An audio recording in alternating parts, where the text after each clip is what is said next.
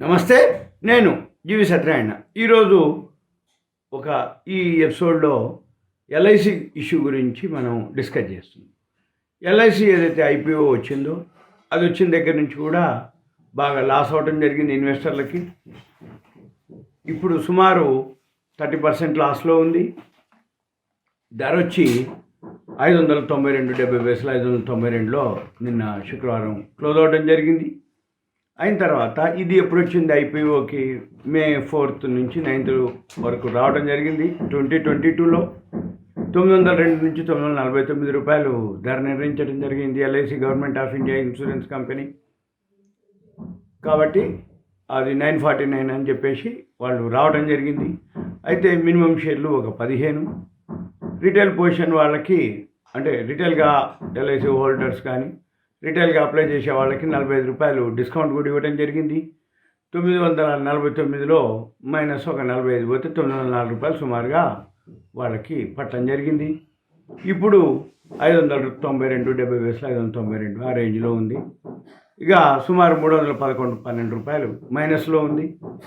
Nearly 35% మైనస్లో అనమాట. అంటే 900 చిల్లరది 600కి వచ్చింది. ఇది సింపుల్గా ఇష్యూ గురించి. అయితే ఇప్పుడు ఏంటిది అంటే ఎల్ఐసి వాళ్ళు ఈ ఎక్కువ వచ్చింది కంప్లైంట్. అంటే ఏంటి కంప్లైంట్లని కాదు, ఈ విధంగా ఏమని ఎల్ఐసి వల్ల బాగా నష్టపోయిందని ఇన్వెస్టర్లకి ఏదో ఒకటి చేయాలి అనేది ఇన్వెస్టర్ల నుంచి అనుకోండి.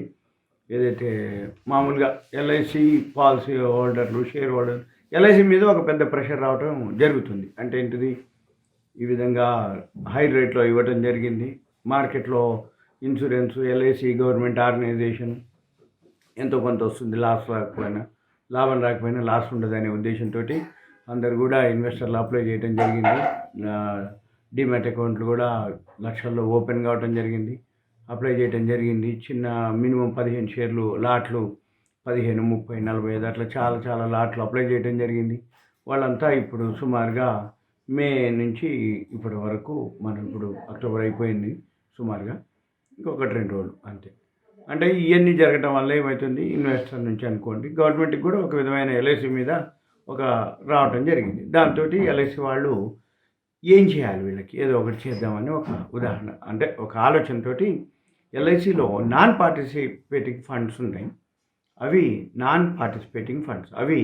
11.57 లక్షల కోట్ల రూపాయలు ఉన్నాయన్నమాట. అందులోంచి ఒక 1.8 లక్షల కోట్లని ఈ ఎల్ఐసి షేర్ హోల్డర్స్ ఫండ్కి ట్రాన్స్ఫర్ చేద్దామనేది ఒక ఆలోచనతో ఇప్పుడు రావడం జరిగింది. దీనివల్ల ఏం జరుగుతుంది అంటే ఈ లాస్ ఏదైతే ఉందో ఎంతో కొంత తగ్గుతుంది. తర్వాత ఈ ఇన్సూరెన్స్ కంపెనీ యొక్క నెట్వర్త్ 18 times వరకు పెరిగే అవకాశం ఉంది అనేది ఒక ఇన్ఫర్మేషన్. ఇక తర్వాత ఇప్పుడు ఈ నాన్ పార్టిసిపేటింగ్ ఫండ్ 11.57 లక్షల కోట్లు ఉన్నాయి. దాంట్లో 1.8 లక్షల కోట్లు ఇవ్వటం వల్ల ఒకటి లాస్ ఒకటి తగ్గుద్ది, రెండోది ఇన్వెస్టర్కి కొంచెం ఊరట అనమాట. ఇక మరి ఈ ఫండ్లోంచి ఏం చేస్తారు అంటే ఈ ఫండ్ ఏదైతే ఉందో నెట్వర్త్ పెరుగుతుంది. ఈ ఫండ్ ఎప్పుడైతే అవుతుందో దాంతో అంటే ఎల్ఐసి ఫండమెంటల్ స్ట్రాంగ్ ఉంది, కానీ మార్కెట్లో దాని యొక్క ఆదరణ లేదనుకోండి, ఆ రేటు తగ్గిపోవటం ఇవన్నీ జరిగింది. ఇప్పుడు ఎల్ఐసిని ఎంతో కొంత లాస్ రికవర్ చేసుకోవచ్చు అనేది ఒకటి. ఇక తర్వాత యావరేజ్ చేసుకోవాలి ఇప్పుడు మనం, అది నేను ఇప్పుడు చెప్పబోయేది. అయితే దీనివల్ల ఏమిటి అంటే ఈ ఎల్ఐసి బోనస్ కానీ ఆ ఫండ్ తోటి ఇన్వెస్టర్స్కి బోనస్ కానీ డివిడెండ్ కానీ ఇచ్చే ఆలోచనలో ఉంది అనమాట. అయితే బోనస్ ఇచ్చినా ఓకే అంటే లాస్ తగ్గుద్ది, డివిడెండ్ పెద్ద మొత్తంలో ఇచ్చినా మన లాసు ఎంతో కొంత రికవరీ అవుతుంది. ఇది సింపుల్గా దీనివల్ల ఏమవుతుంది బోనస్ కానీ డివిడెండ్ కానీ అనౌన్స్ చేస్తారు. అయితే అఫీషియల్గా ఎల్ఐసి వాళ్ళు కానీ గవర్నమెంట్ కానీ ఏదైతే ఇస్తామని అంటున్నారో వాళ్ళు అంటే ప్రభుత్వం నుంచి కానీ ఎల్ఐసి నుంచి కానీ ఎటువంటిది వాళ్ళు ఏమి అఫీషియల్గా ఇంకా అనౌన్స్ చేయడం జరగలేదు. కానీ ఒక న్యూస్ అయితే బయటికి రావడం జరిగింది. ఆ న్యూసే మీకు ఇప్పుడు చెప్పడం జరుగుతుంది. రేపు మండే తర్వాత ఎవరైతే ఎల్ఐసి అంటే వెయిట్ చేయాలి. ఇప్పుడు ఏంది డెసిషన్ సూచనప్రాయంగా మీకు ఇన్ఫర్మేషన్ వచ్చింది. అది ఎప్పుడో ఒకరోజు వచ్చేస్తుంది బయటికి. కాబట్టి అప్పుడు రేట్ బాగా పెరిగే అవకాశాలు ఉంటాయి. కాబట్టి ఇప్పుడు ఎవరైతే LIC కొనుక్కోదలుచుకుంటూ 592 70 పైసలు ఆ ప్రాంతంలో ఉంది కొనుక్కుంటే ఎప్పుడో ఒకసారి ఆ రోజు న్యూస్ అనౌన్స్ చేస్తారు. కొద్ది కాలంలో అనౌన్స్ చేయగానే ఆటోమేటిక్గా ఆ షేర్ ప్రైసు పెరిగే అవకాశాలు ఉంటాయి. ఇది ఈరోజు మీకు LIC యొక్క ఇన్ఫర్మేషన్.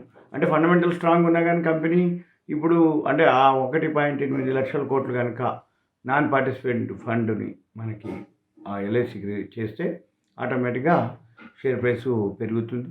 లేదు వాళ్ళు ఆ ఫండ్ తోటి బోనస్ కానీ డివిడెండ్ కానీ ఎంత ఇస్తారు, ఎంత డివిడెండ్ పర్సంటేజ్, లేదు బోనస్ ఏ నిష్పత్తిలో ఇస్తారు, దాన్ని బట్టి ఆ షేర్లో మూమెంట్ ఉంటుంది. ఓవరాల్గా అది కనుక అనౌన్స్మెంట్ జరిగితే మళ్ళీ ఆ షేర్ ప్రైసు దగ్గరలో ఇది ఆ షేర్కి అంటే మన ఇష్యూ ప్రైస్కి దగ్గరలో వచ్చే అవకాశాలు కనపడుతున్నాయి.